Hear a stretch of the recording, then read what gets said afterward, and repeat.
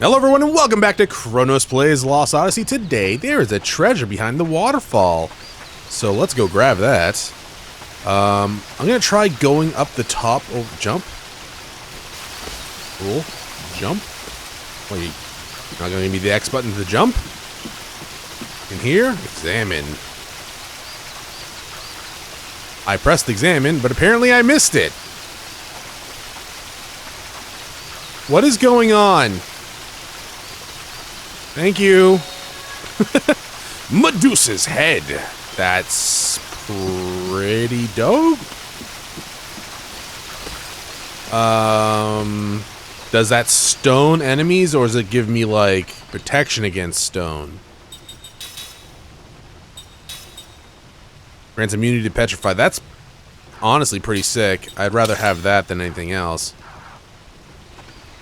Oh yeah, let's head over here because we haven't been in these buildings yet, right?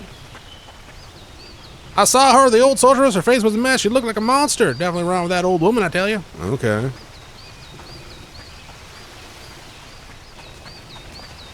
Where was this? Was this here? Hello? Dino's house. Cheerful Dino. You gonna play with your brother? Oh, puppy. Hey, don't worry about me. I'm just gonna kind of like steal all your crap. If you have any. You apparently don't have any. That's disappointing. You have like a bureau up here? Oh, you have something I can probe. Good.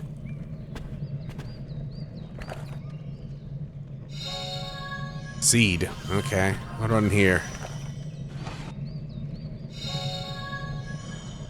Flare bomb. Hey, okay.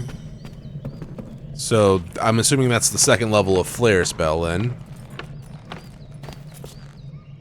Cool. Do you have any ground I guess would be called bombs?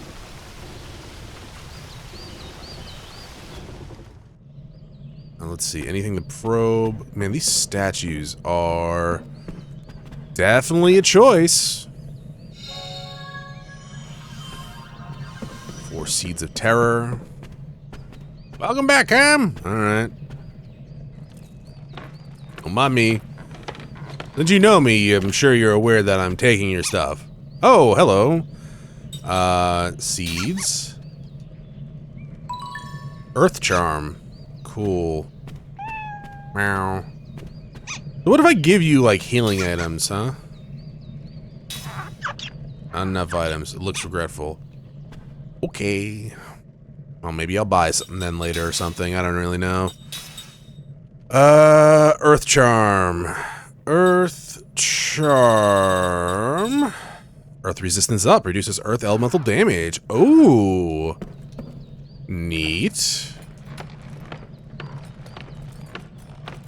I gave Kime a skill, like a slot seed. The last one, just so I could get the status analysis on. I don't know how many skills we can have. Judging by this menu here, I would say it has enough room to go down 1. Unless they're going to have like a scroll bar, which they might. So maybe 10. It could also just stop at 8 too, which, you know, would suck, but it is what it is. Hopefully there's like, I don't know, like combo skills later on, kind of like the black and white ones, but for like status protections or even elemental resistances. But, you know, that might be too much, so probably not. Hey, a chest. Hey, a mound of dirt. Thank you for 500 gold. I really can't examine this? I'm assuming that's a treasure then. Or a dead child in an unmarked grave up on a hill. Probably not that one. Don't go that way! Alright. Fine, I'll go to the inn. I didn't get this one. Well, I was about to say, I think I got everything I could that I noticed, but then we obviously missed one.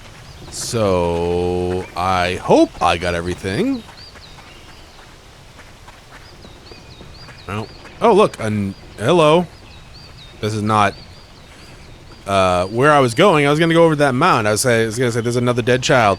The truth is, I was to be drafted into Gotain's army, but I slipped off my roof while I was fixing it.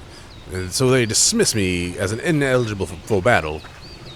But I'm glad I am not going to war. I'll be all by myself without you. Oh, cool. Kime recalls a memory locked deep within his heart. A dream.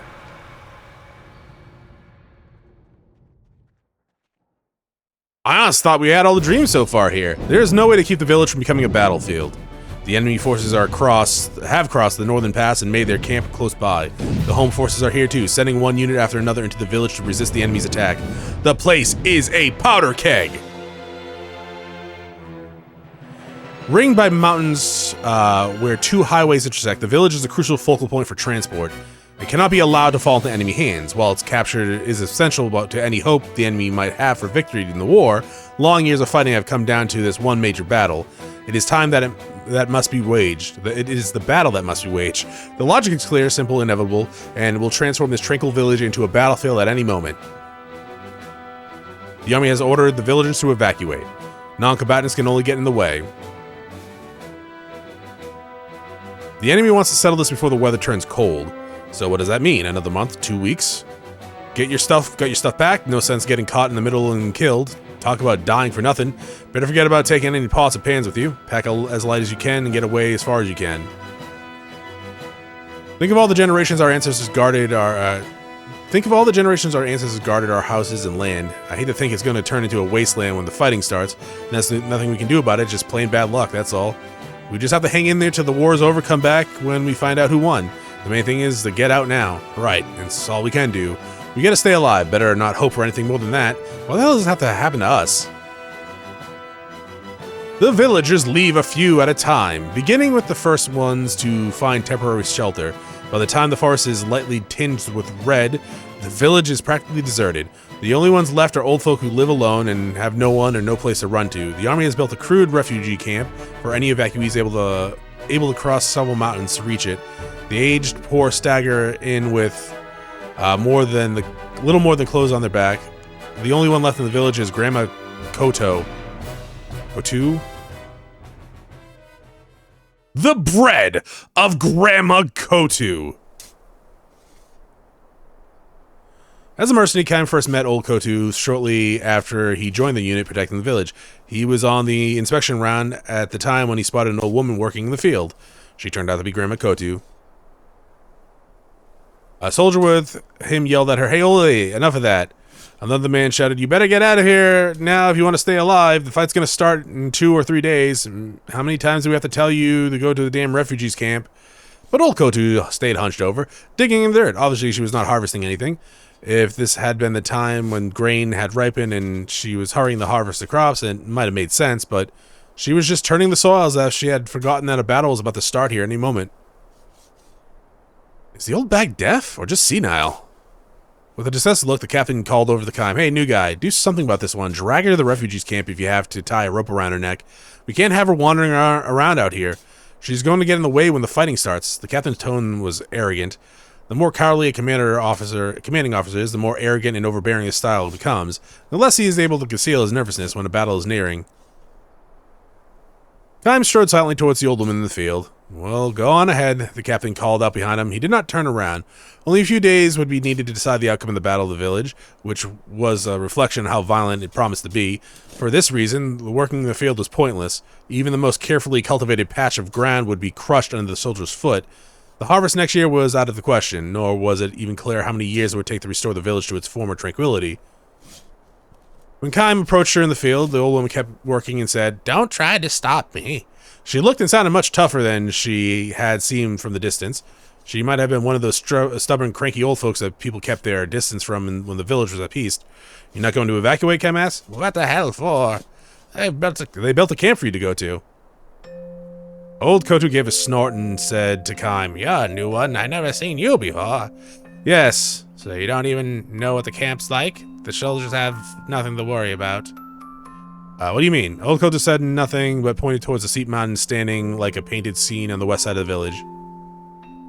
"Is that where the camp is?" "Hell no. You have to cross that mountain and another one to get to it. Nobody my age can walk that far. That's the point of building a camp of a place like that. How many old folks do you think are gonna make it over there? They might as well leave us out in the hills to die in the old days, like in the old days." Kaim was at a loss of words. Continuing her digging, the old woman grumbled, that's how the government does everything." She was clearly angry, perhaps less angry than sad.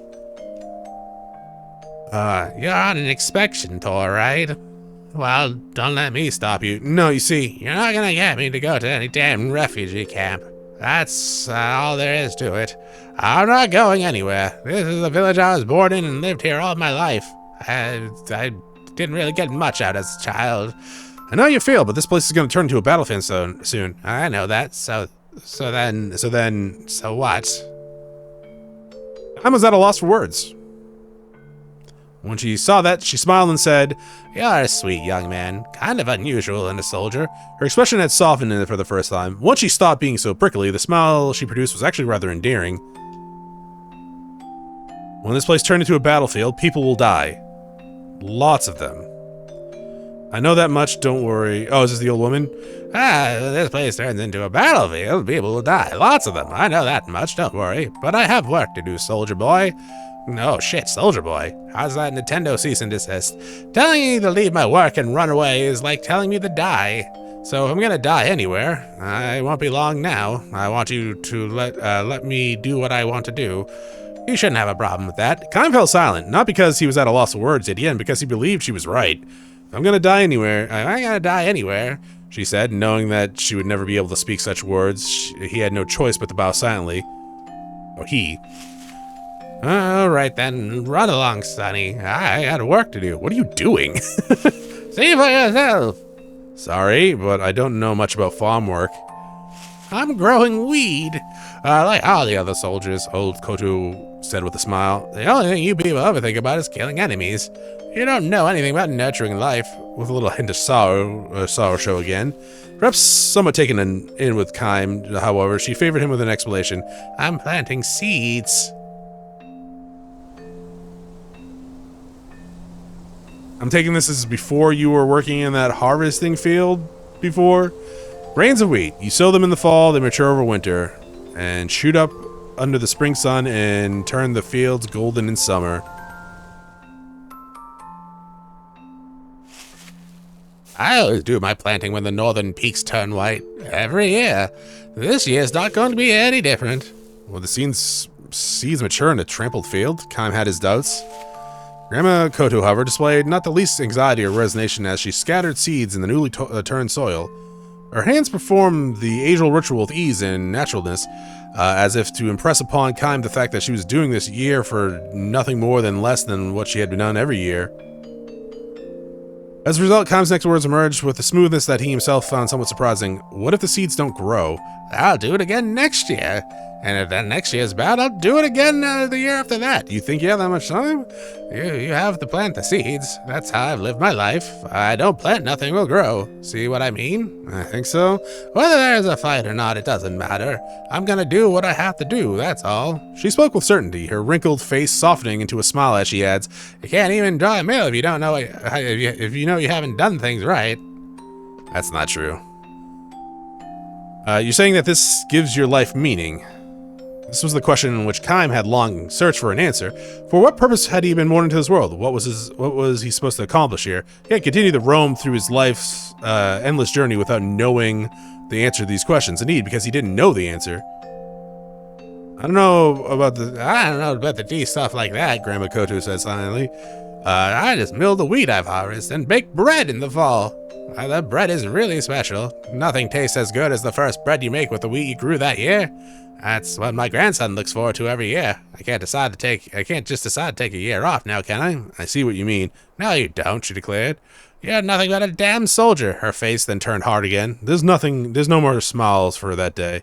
There were no more smiles for that day. When Khan returned to the barracks, the soldier who had been stationed in the village for 6 months or more said to him, "That old bag hates her guts. Could we ruin the village? That's part of it, I suppose. But it's got deeper roots than that for her.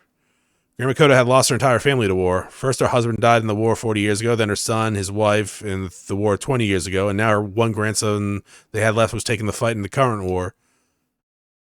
"What's his unit?" Kaim asked the soldier. "Not this one." The man gave the helpless shrug and named the unit that had been sent to an area with most intense fighting. "Talk about bad luck. The fight's so bad out there. If it was me, I'd take my chances on being executed for deserting under fire.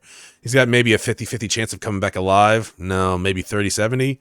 If her grandson were to be killed, Grandma Kodo would be all alone in the world. She would have no one to feed her bread to."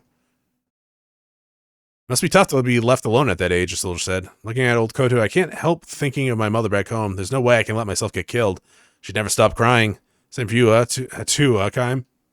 Kaim said nothing, because I don't even know if I was born. He had no right to put himself in the same category as this soldier. The battle started 3 days later. The enemy army attacked was even fiercer than expected. The defense forces had no choice but to put everything they had into the fight. Kaim slipped away from the battlefront and headed to Grandma Kodo's house, which I'm sure we're going to see something depressing. He found her lying in the field as always. Oh, leaving for the field as always. I thought that said lying. I was like, oh, fuck, already? She gave no sign that she was afraid of fighting. People who know exactly what they must do, who refuse to be distracted by anything else, can be strong beyond all reason. Kaim saw now that there could be a far greater strength in the finite life than in one that lasts forever, because he sensed it too so deeply. He stood before her, blocking her way.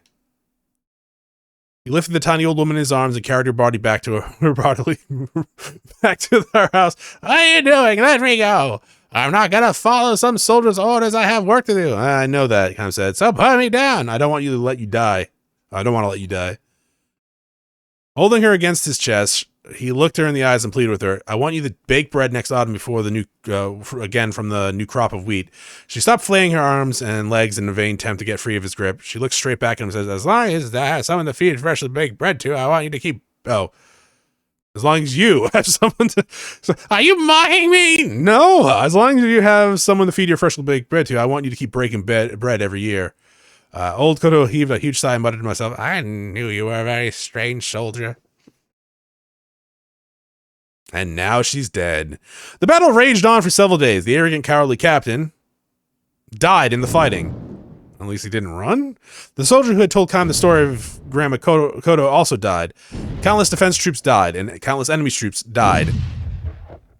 The village was consumed in the flames of war, and Old Koto's field was ravaged under the heels of the military. Kaim's sides managed to stave off the attackers and follow the retreating army to the north. All that remained in their wake was an empty, devastated village. The war ended as spring was giving way to summer. At the cost of massive casualties, the army repulsed the enemy's invasion. The village began to recover little by little. As Grandma Kodo had predicted, not one old person who crossed the mountains to the refugee camp came back alive. Did they not have carts or anything? I guess they probably wouldn't want to spare the resources. Autumn and Kaim had come back to the village. He feels warm in his chest when he looks across the field and spots old Koto sowing weed. So she's doing it again this year, and next year, and the year after that, for as long as she is alive. She notices Kaim and crosses towards him with a welcoming smile. A year had passed. She seems to have shrunk somewhat within the year's worth of aging. "I haven't seen you in a while, so they didn't kill you. And I'm glad to see you looking well too. I heard you stayed near my house during the fight. You single-handedly fought to keep enemy troops away from it." "Yes, countless of my comrades die because I did that." She kind of gives her a shy smile. "How's your wheat?" he asks. "All ruined, of course. Worst crops I've had in a few scrawny stalks. Barely enough for one loaf." Tells him all this with a surprising ease. Then she fixes her eye on him and asks, "Have some?" "What?" "Bread, of course." "Oh, okay. I'll make a loaf of bread now if you'll help me eat it." "Oh, yeah, sure." Grandma Kodo sees through Kaim's hesitancy and says with a calm smile, "Yes, he's dead, my grandson. I got word at the end of summer. I was waiting in open, planning to bake him a loaf of bread as soon as he got home." When she sees Kime hanging his head in silence, she adopts a spirited tone as if she had been the one, has to be the one to cheer him up. Now you eat what he would have. It'd probably be tougher than usual, what with the wheat harvest being so not bread, but I'm sure my grandson would be happy to know that I fed my bread to a man who saved my life. So this woman had lost her entire family to war. In other words, there's no one left to enjoy her bread. Well, good thing we can come back here every year then. Still, she urges Kime to wait just a minute while I finish this up, sowing this wheat for the next year's harvest. She does it because that is what she has always done, because it is what she's supposed to do. Kime stops himself from speaking and says, "Let me help." Stops himself from speaking, "Let me help," and stands staring at old Koto's bent back. In the glow of the setting sun, she's sadly small and sadly beautiful.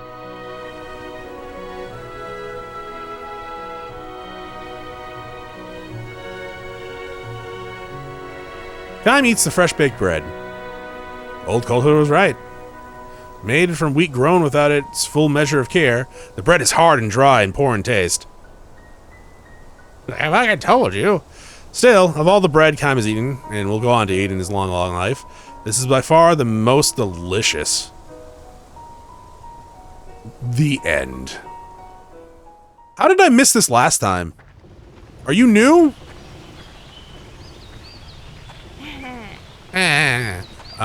Yeah, I was coming over here to look at this.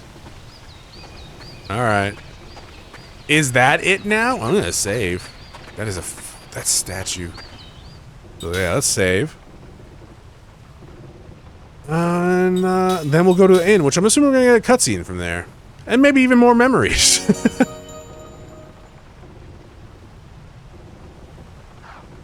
I'm so used to instantaneous stuff these days, it's kind of embarrassing. I find myself being like, hurry up every time like something's loading in my mind. And it just, like, I shouldn't. I grew up with shit that loaded forever. Not on Super Nintendo, but PlayStation, PlayStation 2, PlayStation 3, the Xbox 360, and Xbox. I'll go speak with the king. Okay. I've never met, but I've heard he's very wise. I'm confident that he has a ship that can get us past the hypercurrents.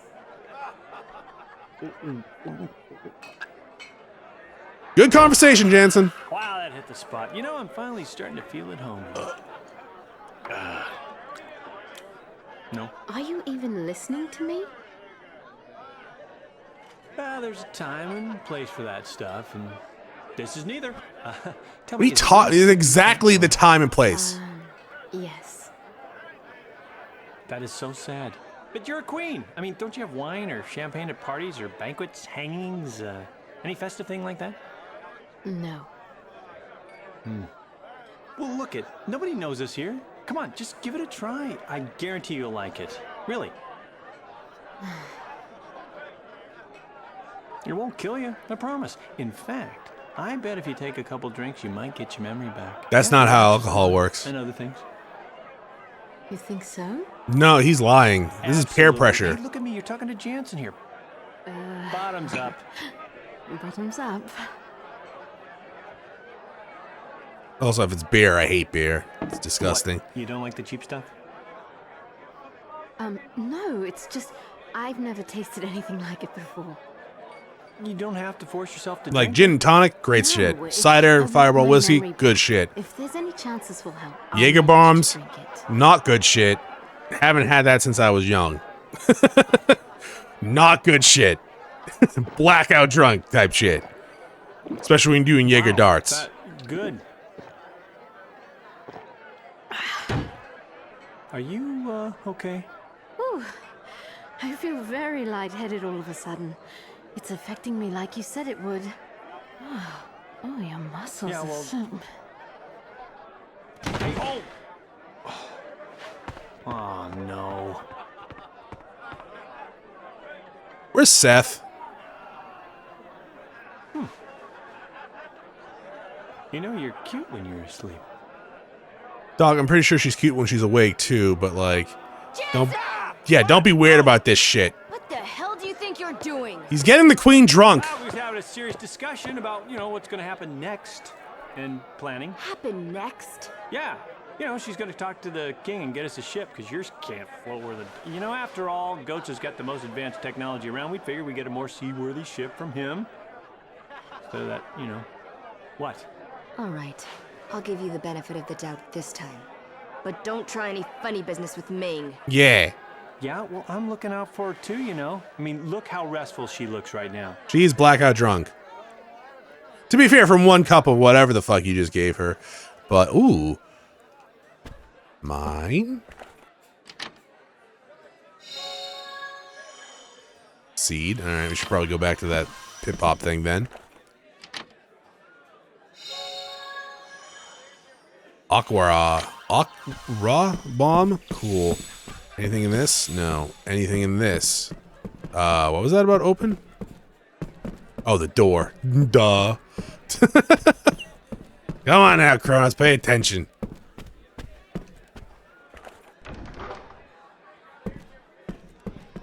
Hello, gentlemen. A great deal about you from your mother. You talking to this guy? Because I'm pretty sure you haven't heard from my mother. I don't know if I have a mother. Like, if I was immortal ever since I was born, was I born? Or did I just, like, pop out of a fucking rock somewhere? Slot seed! Excuse me, ladies. Just stealing your stuff. Big Mom? What's he doing? Don't worry about it. He'll leave once he's done.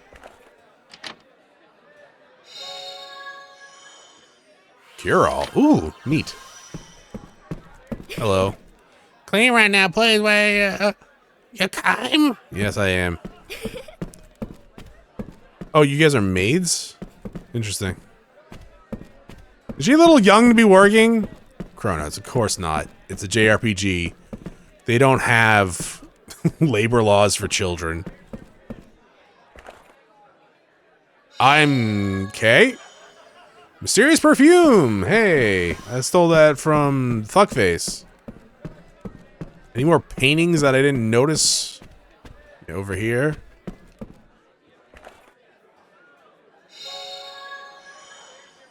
Magical ceiling feather. Neat. Coming through. No, not one. Shocking. Alrighty. Why does that door open inward while the other one opens outward? It really shouldn't bother me, but it does. Hi. How was I on stage? I don't fucking know. Probably shit. That's very encouraging, Chronos. I didn't hear her sing. Oh. Hey, Kime! I heard you were back. This place takes me back. And it looks like the years have been good to you. Knock it off. I'm a bona fide old man now. Well, if you don't mind my saying so, you've aged really well. Oh. We getting some free rooms tonight? Thanks, honey. Drink up. This is on the house. Oh, free drinks. Well, that is mighty nice. I don't mind if I do. Can I have that big, large mug over there? I was only 7 when you saved the village, but I remember you as if it were yesterday. You were a hero to us kids back then. Yeah? So, we're trying to get to Goatsa. Ah, forget it. The only way is through the Black Cave. Cool. Sounds welcoming. I heard it'd been closed off by some old sorceress. There's nothing to be afraid of. We'll just bust our way through. That's what we always do. It's not that simple. Neither muscle nor magic have had any effect. Although adventurers with plenty of both have tried. My guess is that only that old sorceress can bust through the blockage. She's got some serious magic energy. Yep, she sure does. Why don't we wait until she goes to the bathroom? Then we can, sneak by her. What? What do you mean? It sounds like she put like a protective thing on it, dude. Oh, it gets better. You know that place where you and Sarah lived? No. That old sorceress has moved in. She's squatting in my house? Get the sword, Seth. My house? What? Hey, you don't even have a lease agreement? We kept the place up after you and Sarah went away, so it'd be ready if you ever came back. But I'm afraid she's made a mess of it. Sorry. Oh, sounds like someone's gonna get stabbed. Don't trouble yourself. It saves us the hassle of having to look for her. That's a good point. The only thing to do with squatters is run them out. Well, I think you'll be okay. Just be careful, Kime. I'll be fine. We're off to kick some old woman's butt. Yeah. Sound right? No, you're right, You're not Jansen. gonna go off and leave Ming like this, are you? No, we're staying here the night, I thought, right? We'll head out there tomorrow morning. Are you alright, Kime? Why'd you say it like that? We'll head out there tomorrow morning. Oh. Hey, there's a shop now. Hello. Pay your sure. What? Pay your respects to the statue spread across Tosca Village. Press the A button while standing in front of the statues to pay your respects. In some areas, villagers may block your way to statues, but they will eventually go away, opening up the way for you. Try to visit as many statues as you can before time expires. The minigame ends after you visited every statue or when the time runs out. To quit the minigame at any time, talk to the little girl in the middle of the village. As a reward for your piety, you'll receive an item based on how many statues you visit. After you receive a certain item, you cannot go back and earn it again. Okay. Well, 1.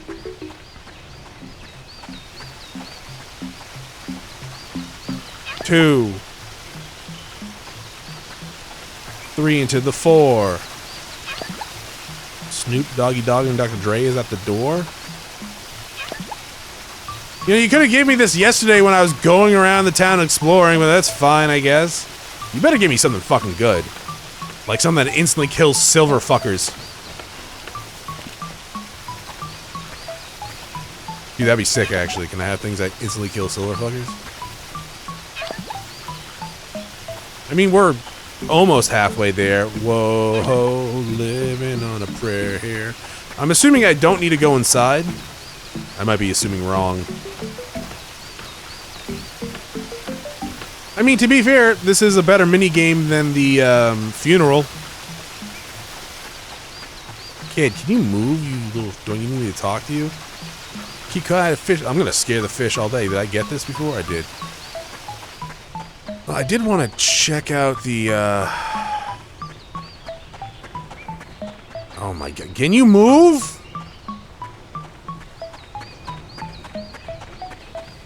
What the fuck?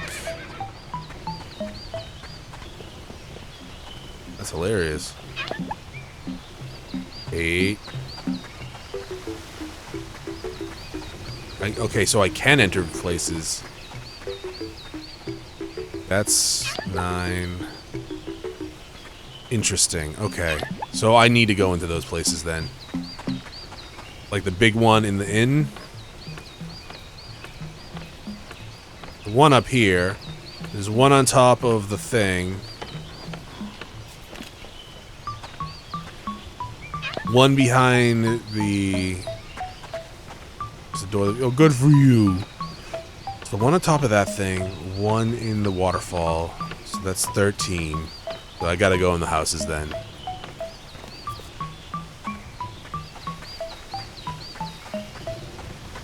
What's with the chickens?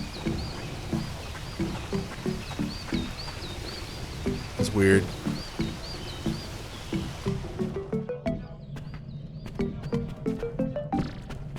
There it is. Oh, fuck. Sure, there's none up here, right? Well, you know, honestly, was kind of hoping I could just go down the ladder when I saw that there was nothing up here. But that's fine, too. I can get a memory as soon as I get, like, to the last one.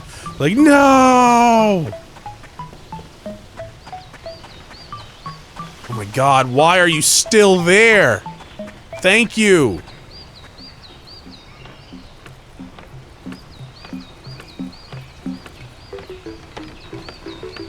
So unless there's gotta be the one in the, it's the big one in the inn, right? Oh, they moved. Okay. Probably should just went to the big one in the inn then.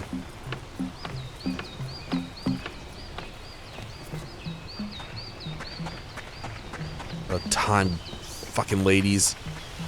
How dare you stand in front of this house? Would you live here?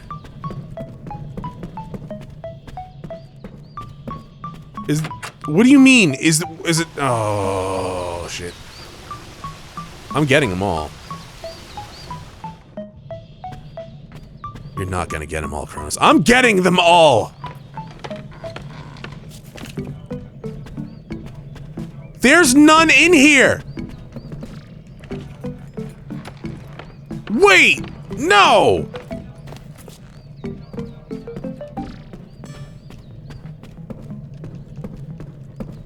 Oh my god! You dicks!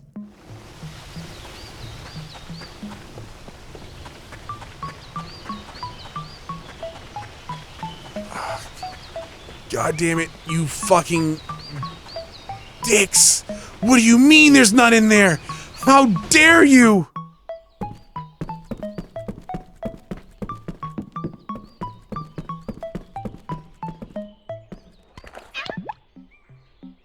Two.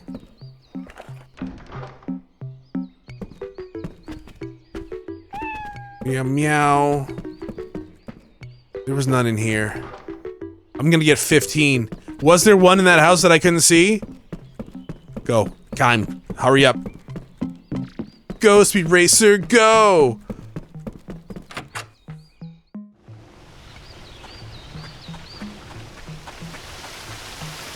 Jump!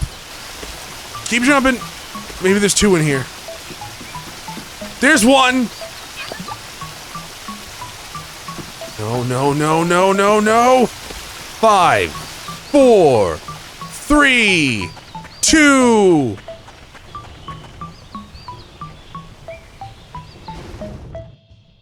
I hope you enjoyed your quest. Now then, pay your respects. Total 50 status. Well done. Here's your reward. Cool. Cool. Cool. I gotta get 16. Hey, you get weapons. Nice. Killing Cutlass. The Black Pole. Quarterstaff. Okay. Battle Discus. What do we got for this? I got plenty of armor, so... And by armor, I mean money. I don't really need... I mean, I'll buy like 10 sharp beaks. Counter, anti-blind. Okay, so we already have one of those. Anti-dizzy. I'm gonna buy one of each. Definitely the blind. As for weapons, I guess I'll buy... Oh, Jansen. Do you have this black staff? Is that yours? For some reason I thought it was going to be for, like, Cook. Dark crystal staff. Okay. Wind 2, magic killer. Occasionally causes terror. Cool. So you equip this. Hey. And I'm assuming what we can buy at the store is less. Yes. So we'll buy 2 of these, 1 of these, 2 of these. We can buy bombs.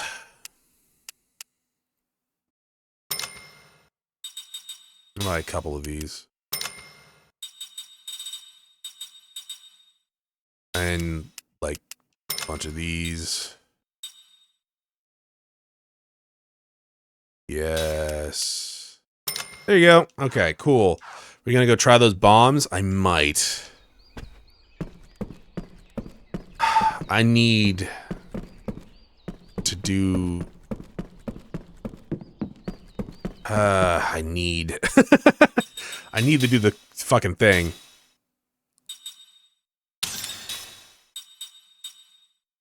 So put that back on. You can have this, and you can have this, actually. Why not, right? It might not be great for you, but we'll see. I do need to see if, like, eventually... You can try that. Maybe that does affect her spells or something. But, yeah. I mean, you've had that on for a while, so... It doesn't really matter. Yeah, I gotta do that stupid fucking quest again. Let me find the last one in that house. It has to be in that house that I just wasn't seeing. Because there's gotta be something we get for 16 total, right? What was this fucking horse doing here?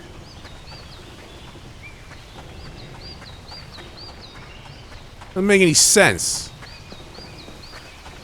So in this house...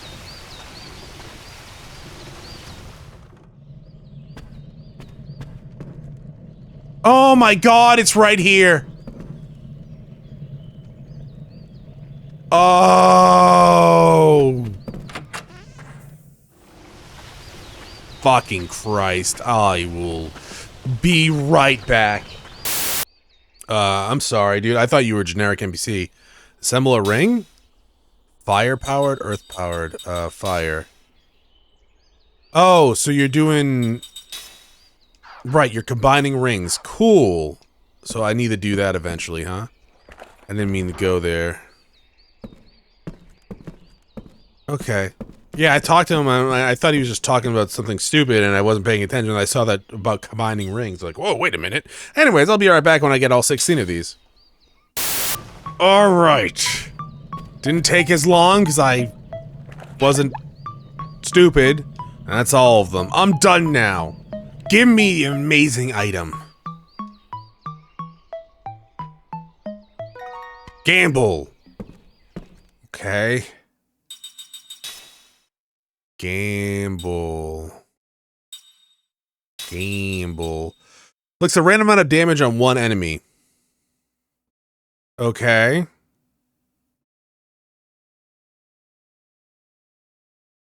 Sure. Okay, cool. I'm gonna go try those bombs on the... I'm gonna save, actually, because we just did that.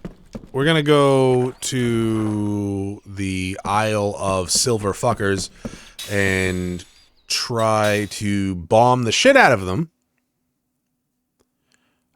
Sure. Because I want to beat one. And I want it now. What if the bombs don't do anything? I will be very upset. I will just be very... I mean, we'll I guess try Gamble, too. That's a spirit magic and only... Does anyone actually... Queenie Bop, you don't have spirit magic, right? Not yet. You're gonna learn it eventually. We don't have spirit magic either, yeah? No. Really? Oh yeah, Mac, we have not really learned anything from. Interesting. Okay, cool. Let's leave. Hey, this isn't the place. Let's go to where the old social live. Okay, never mind. That's it for this episode. Thank you for watching. I will see you all next time. Bye.